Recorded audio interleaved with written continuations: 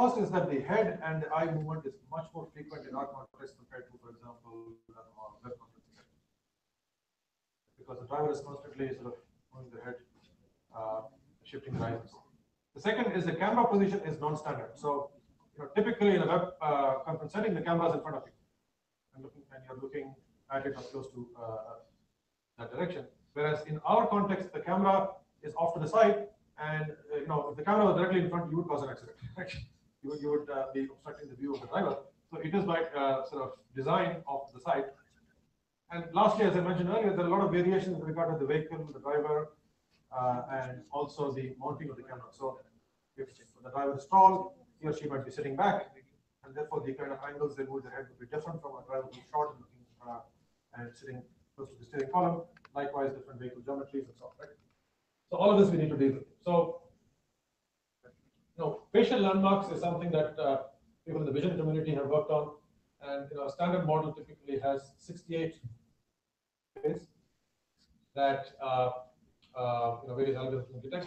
So we took existing algorithms and then we enhanced it both with regard to training it with additional data, and also for efficiency reasons, throwing away some of the 68 landmarks and reducing it to about 22 or something, because for our purposes that was sufficient, but it gave us some computational efficiency. So we could track fewer landmarks and be able to track the kind of gaze thing that we want to while consuming less CPU. So we did that, and we took the once you've identified the facial landmarks, you can estimate the pose of the face. Okay?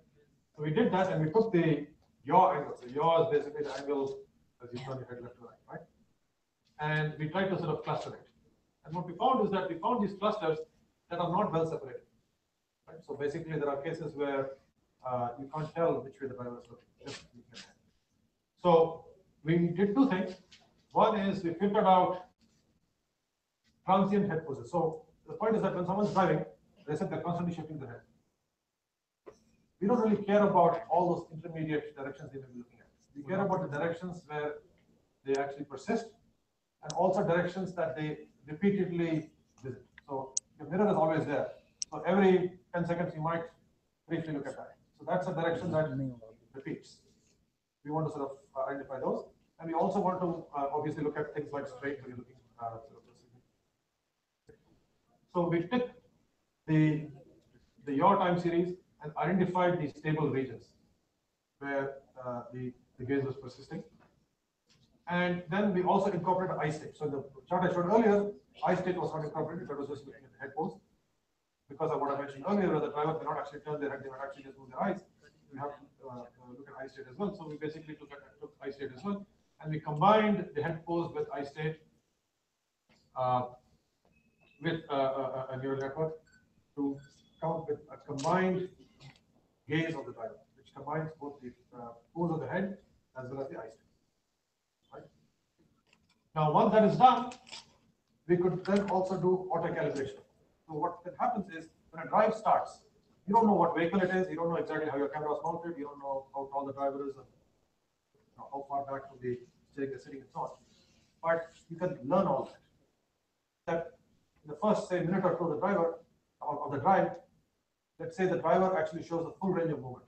They look straight, they look to the left, they look to the right. We can, using the combined pose that we calculated, you can actually cluster data, and you will find, this is data from our experiments. You find these three distinct clusters corresponding to the driver looking straight, looking to the right, and looking to the left. And these two are less well separated because in a right-hand drive vehicle, the angle that needed to look at the right mirror is not as much as the front required to the left. Right? But this is cluster, right? Unsupervised. So there's no training, there's no hand holding here. We just sort of learn it by looking at a couple of minutes of drive data. Once that is done, we can then classify further frames as left, right, straight. Right? And we've experimented with this and seen that it actually works quite well. Good, this video is working. So this is this thing in action. So essentially, you can see the red text here. It's classifying the driver state as straight, left, or right, as I mentioned. And these are the landmarks that are being tracked. Right? So yeah, a particular application of this is for mirror scanning. So you can look at how long it's been since the driver scanned their mirrors, and if it's been more than 15-20 seconds or whatever you decide to threshold, you can get an alert, right, saying okay, this driver is not scanned. So now I don't. Yeah, this is just a demo thing. We're not going to flare saying look at the mirrors, but from a driver training viewpoint, which I'll get to next, it's quite useful. So now you might wonder, okay, what happens at night time? Where lighting is poor and you don't really see very much. This audio. So we are also working with thermal cameras, FLIR sensors. But these are not common in phones today. But just like accelerometers were not in phones 10 years ago, but it appeared soon afterwards, we believe things like this would make an appearance, and so it makes sense to look at it. Today, the sensor is about $150. Now, the second problem I'm going to talk about is the camera looking out to the front, vehicle ranging, right? And as I mentioned earlier, from a safety viewpoint, it matters how much of a separation you're maintaining to the vehicle in front. There's what's called the 2-second rule. It says that at any point in time, the separation should be at least distance that you would travel at your current speed. Right? So if you do a calculation, I think of 60 kilometers an hour, it requires separation of 30 meters. Right? So now, obviously, people have self-driving cars and so on. They've worked with sensors like LiDAR and so on. Give them a very detailed picture of all objects around and how far you are from everything. But that's expensive. In fact, we experiment with LiDAR. No, a single LiDAR sensor costs, I think, about $150. At least one we purchased. And by itself, it's useless because it will, shoot its laser, get a range. You don't know what it got the range with respect to, right? Whether it's the vehicle in front, which part of that vehicle, you have no idea.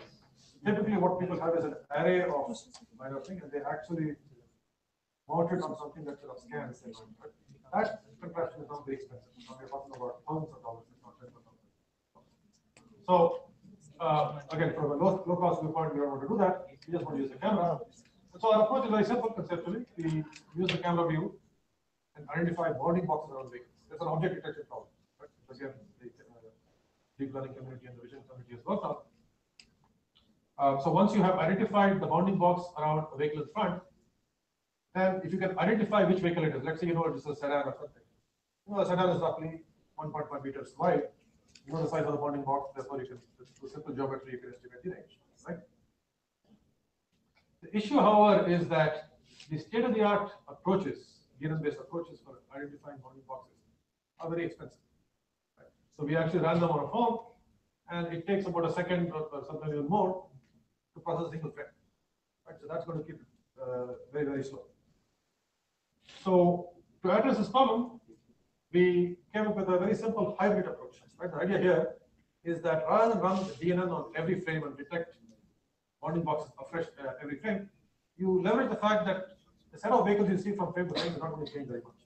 So you could use traditional vision-based tracking, which are much more efficient, to track vehicles from one frame to the next. So this picture here shows at frame 700, we ran the YOLO network and found these bounding boxes. At frame 720 and 740, we just tracked those bounding boxes using the tracker. Right? And you can see that it's still doing pretty well. So we have an adaptive algorithm where we decide when we should run the DNN again. So that gives us a lot of efficiency. So this, to me at least, is a bit like how MPEG coding works. You have your iframes, which are the full-blown, sort of expensive frames that are independent of everything else, and then there are the P and B frames that are relative. Right? So it's a bit like that. So you have these orange ones and then the cheaper blue ones interspersed. So this is how well it works. So we basically are looking at range with respect to a car in front and a motorbike on a drive. X-axis is frame number or time you can think of, and the range is changing. So the ground truth is shown as black, and red is our estimated range. And you can see that it tracks the black quite well. There are some portions where there's no red, and that's because our algorithm was not able to detect the bounding box. And so we were not able to do that. But in many other cases, the red does track the black very well. So this is ranging in action actually on the street right outside. It is there's a flyover coming, and this is just our office is just 5 minutes from here. I think Chancery Pavilion is probably the building there. Yeah. I missed the part where you talked about the Yes. Oh, okay. Sorry, I just skipped over that. So basically, let's say you know that this is an Innova, or you know at least this is a large car, right? And let's say you know the width of the large car is 1.5 meters. In your image view, this is certain number of pixels. So simple geometry will allow you to calculate, and you know your camera's parameters, like angle of view, you can just calculate how far it is. So yeah, so let me just wait for 30 seconds. So we just did a drive where we had a vehicle of our own front, and you will see that. I mean, occasionally it will latch onto some other object, bounding loss detection or object detection rather is not perfect. So now the range is increasing. Okay. So now, so let's talk about applications or something like this, right? So let's say you have a system that can monitor drivers and their driving. What can you do with it? We believe there are a number of possibilities, right? The first is driver training. So that's an example I'll talk about. Let me leave it at that. The second is licensing. So today, licensing is done in a way where there's a lot of failures, there's a lot of corruption and so on, right? So a human inspector is checking your driving, supposed to check your driving, and as a result, the process could be compromised in many ways. You could have a device like this, running a system like this, actually check how you're driving. And not just that, you can say that, today when you get a driver's license, you're essentially have a license to drive, but no one can check what you're doing after that. But the system like this, you can say, if you're getting a learner's license, for the next 30 days, or the next 1,000 kilometers, you must have a device like this in your truck, especially for commercial vehicles, your bus or your cab. And it needs to check how you're driving. And if you get a satisfactory report at the end of the month, then you will actually get a real license. And because you have a camera, we can also make sure it is the person who's who's got a learner's license that is driving, right? Beyond that, you can look at fleet management. So if you own 1,000 trucks or 100 cars today, you have very few tools to even know who's driving your truck. A system like this can help you keep track of what's going on, look at signs of fatigue, look at things that your driver is doing that would endanger both the driver and the cargo. Like some of these guys actually, sad reality in India, you talk to them, they care more about the value of the cargo than the driver. So the driver can go, but the driver is carrying, let's say a big truck with a bunch of cars or something, like the brand new cars. If that goes turtle, then you're going to lose a lot of money. Right? Now, we've been over the past several months working with Maruti Suzuki's IDTR. So if you're not aware of this, as we were not aware ourselves before we started this work, IDTR is a set of institutes for driving and traffic research set up by Maruti almost 20 years ago for training drivers for safety. Right? And together with what's called the Maruti driving schools, which are many more, they are in various cities and so on. They have trained over 3 million drivers. And the setup they have with IDTR, oh wow. I think, I don't know what happened. Anyway, this will be hard. Maybe I can flip it here. Let me not touch it. Sorry. Essentially they have a piece of land given by the driver. They've created driving tracks, okay, with signals and road signs and so on. In fact, the way the road looks inside, it doesn't look anywhere outside India. It's a very beautiful world inside with real road markings and all that. And this guy is the driver, or the trainee driver, and this was the instructor who's supposed to be watching him and filling up a report. As you can see, if you go to the upside down part, this guy is not really paying attention. It's very hard for this guy to constantly pay attention. He's an instructor, it's very hard for him to do the job to be great. And at the end of the session, he's supposed to fill out a form like this. Again, you can't read the text, but the form has a bunch of things around observation, like did the driver look at his mirror before executing a turn? Did the driver maintain a safe distance with respect to the vehicle? There are a bunch of questions that the instructor is supposed to fill out as part of the test. Our goal is to automate much of all of this. And what we have done initially is we have deployed a Oh, the other point, by the way, is IDTR, what they also have is that they have infrastructure sensors. They have external cameras looking down these vehicles. They have curbside sensors and so on. Obviously you cannot have those in the roads outside. And as I mentioned, if you've only been trained in the IDTR setup, then you're only good to try in a parking lot in California or something. You cannot drive on any Indian roads, right? So you need to be able to test people on the road, and infrastructure sensors go out of the window there, right? You have to have sensors that you can carry with you. That's where something like AMS helps. So, this one did. Right, this video is just fine. So this is 3 IDTR drivers with our thing running. Unfortunately, the text is very light, but this is just gaze tracking. So we decided to pick gaze tracking as the first thing to focus on. In large part because if you think about it, driver is driving, the instructor is sitting next to him, and the instructor has a very hard time looking at which way this guy's gaze is. Other things like speed and distance you can estimate, but gaze is hard. So yeah, this is the thing in action, and yeah, so we did this deployment. It's still ongoing, but this is data from just about 2 weeks of data, where anytime the trainee driver did not scan either mirror for 8 seconds, we generated an event, recorded a short video clip, that was then shown to the instructor and also to the driver at the end of the driving session. So, and then and this is data from 128 driving sessions. We asked the instructor to rate the clips in terms of usefulness. So on a 5-point scale. So 5 on the scale means that our tool picked out an instance that was really an issue, and the instructor had no awareness of it. Right? So if it was not for hands, notice. And so what you see is that they're doing reasonably well. I think about 55% of the time we get a rating of 4 or 5. There are some bad cases that we have worked on it, right? This is fairly really well. And these are some of the sort of video clips that we picked out where for 8 seconds or longer the driver did not scan the mirrors. Yeah. Yes. Happening local. Yeah. Everything is local. Yeah. And that's one of the challenges, right? Because we cannot, for privacy reasons and also for efficiency reasons, we can't be shipping things to the country. Now, of course, this is on a lighter note. I was in Shillong a couple of months ago to give a talk, and on the way on the hills, which is a fairly winding roads, our driver had stacked up a bunch of bags, so the mirror can't even be seen. So forget mirror scanning in the setting, right? So if you think of safety in India, there's a lot of issues to be solved. I think we are just sort of scratching the surface, maybe. But there are a lot of basic issues that are still to be resolved. So maybe I went fast, but anyway, so this work, as I said, Akshay Nambiya should be here. He's PC of this conference, this workshop. He has been a key driver of a lot of this work. We have a bunch of students working with us, and we work with Maruti, but we are also collaborating with academia.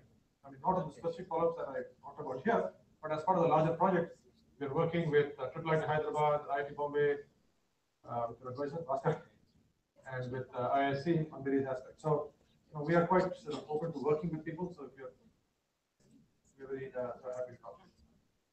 So to conclude, I hope I've convinced you that road safety is a major societal issue. And because of what I mentioned earlier, which is that you need to have more contextual information, both with regard to the state of the driver and what's around the vehicle. Vision, we believe, or camera-based sensing is going to be a key approach to addressing the problem. Now, IoT more broadly, we believe can give visibility into a lot of situations. We talked about driving here with hands, but in our lab we have projects around health as well as agriculture, all of which use low-cost sensors to get insight into something that otherwise is opaque. And when you design systems like this, you have to take into account the limitations in terms of cost, connectivity, compute power, and so on. Right? And that's where a lot of the challenges lie. Thank you.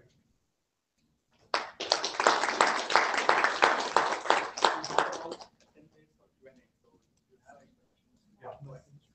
So, how close to real time are you with the gaze tracking on the phone? It is real, but it operates at 5 to 10 frames a second, so it can't do. But one thing I should mention, yeah, I kind of, our goal right now is not, although we do all this in real time, our goal right now is not to provide any real-time feedback to the driver, right? Because, one is that we don't want to disturb the driver in any way. And secondly, if you want to provide that kind of feedback, we have to be 100% sure, because otherwise we provide some feedback and we might cause an accident. So right now we are doing all of this and just showing it to in that case, the trainees, the trainers and the trainees after the fact. And I think, from a safety viewpoint, just knowing that someone is watching you or something is watching you, I think will lead to improvement behavior. Even if you don't actively give feedback.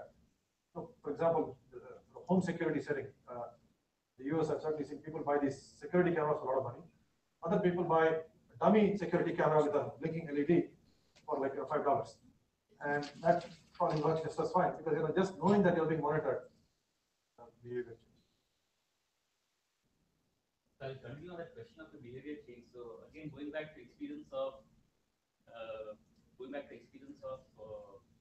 taking cab in the airport road. No. I think it's okay. So going back to experience of taking cab in the airport road where this was beeping, you overspeeding, and this guy gets annoyed. And I've seen a lot of instances where these drivers actually switch off that system off because it's beeping all the time. So the entire purpose of having alerting system over there is lost. Now, fast forward to the system like hands where something's watching you, and as you said, somebody's watching you, you are conscious about it. But again, we can override that. So where do you see that behavior? No, right. But the thing is that, again, I really think this would take off first, assuming it takes off, in a fleet setting, where there is an owner who owns 100 or something or 1,000 or something, and they will insist that the drivers have this, right? If you don't, right, then you don't have your job, right? So I think they will, and even in our fleets, in the Microsoft cab fleets, where the thing fleets, once that happens, actually they get a phone call, which actually I guess distracts them and makes them less safe perhaps, but they get a phone call saying what's going on, why are you going so fast? So I think in a fleet setting, you can certainly enforce it. On individual basis, even with consumers, you can think of, let's say you have a teenager who started driving. As a parent, you might insist that you have a device like this. It may not be very popular with your kid, but you could insist on that, at least until you have confidence that they know how to drive. So I think that's an issue that can be, and insurance, right? That's the other thing. So insurance is already happening with insurance telematics. I don't think they use they're using cameras, but the same idea could extend to that as well. Any questions? Yeah. So it's fantastic work. So I would like to know about the gaze tracking. So are you considering something like points of interest or regions of interest or areas of interest? How do you? Essentially, we are getting the facial landmarks. Right? Once you get the facial landmarks, then by looking at the geometry of the landmarks you can sort of back calculate. This is standard stuff. The airport, right? Think about it. If your face is looking directly at the camera, you can see a completely symmetrical set of landmarks. If the face is turned, then it will be skewed in a certain way. So you can sort of, this is not always this is standard way of getting the head. For the eye part, what we do is we just we take the landmarks around the eye and just get a image patch around the eye, and just feed that to a DNF. Okay, we don't actually calculate which way the eye is looking. We just take image patches and feed that to the DNF along with the head pose, and we're able to get the composite. I'm as well as very curious to know whether do you think in terms of eye tracking devices to be like software? What do you think about? Yeah, I think you could certainly use those, and those exist. Again, the question of deployment and cost and so on, right? So the devices cost money. Plus, our drivers will have to start wearing things that. It's like available and non-wearable. I see. Yeah. I mean, I think at some point down the road, it would make a lot of sense. At this point, I don't think you want a low-cost, highly deployable solution. The other thing is, those are probably good for various kind of applications, very precise tracking of what you're looking at. What we're trying to do here is sort of more close-grained. We just want to know that someone is not just fixated with the road in front of them, or someone is actually rubbernecking or something. Right? We don't need to know precisely what their eye gaze is. So therefore, we're able to get away with something. So the evidence is going to be just like a heat map or No, it's more than a heat map. So it will be like what I showed, right? So I showed. Go back. I showed an instance where the driver was just looking directly in front, and our system did not detect either a left mirror scan or right mirror scan for 10 seconds. So at that point, we will say, okay, something happened that should not have happened, record it. Right? And at the end of the session or end of the drive, we can see how that happened and even have the video clips so that the driver can see.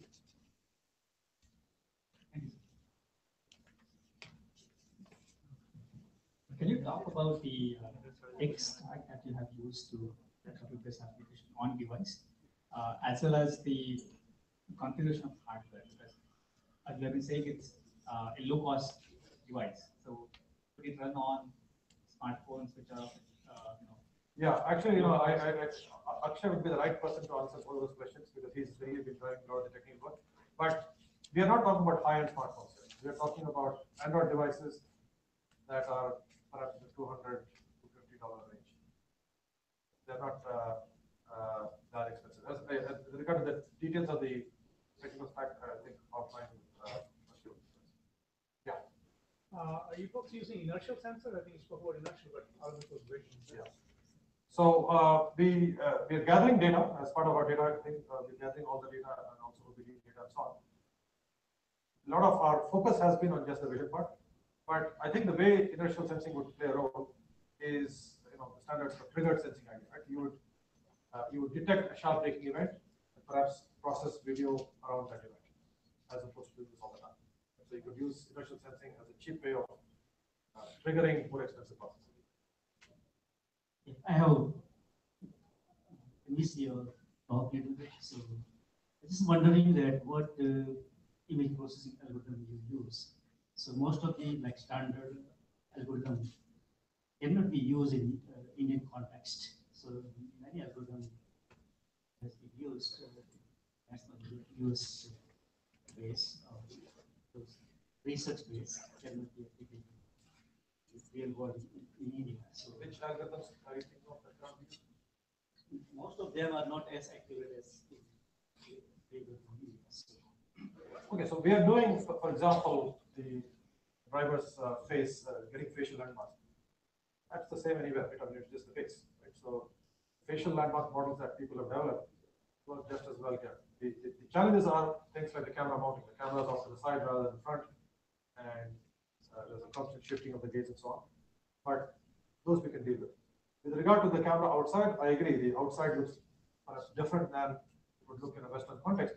But we are doing things like detecting bounding box around vehicles. So all we have to do is we have to add some additional classes corresponding to some of the vehicles we see here, that auto rickshaws and so on, that are perhaps not a part of standard ImageNet data sets.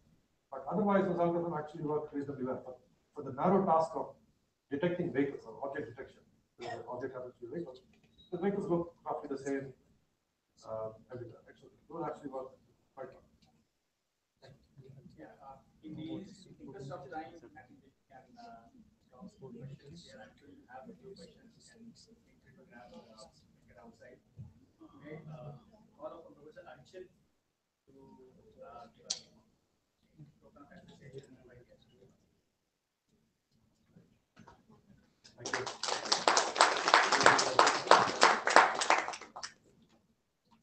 First of all, thank you.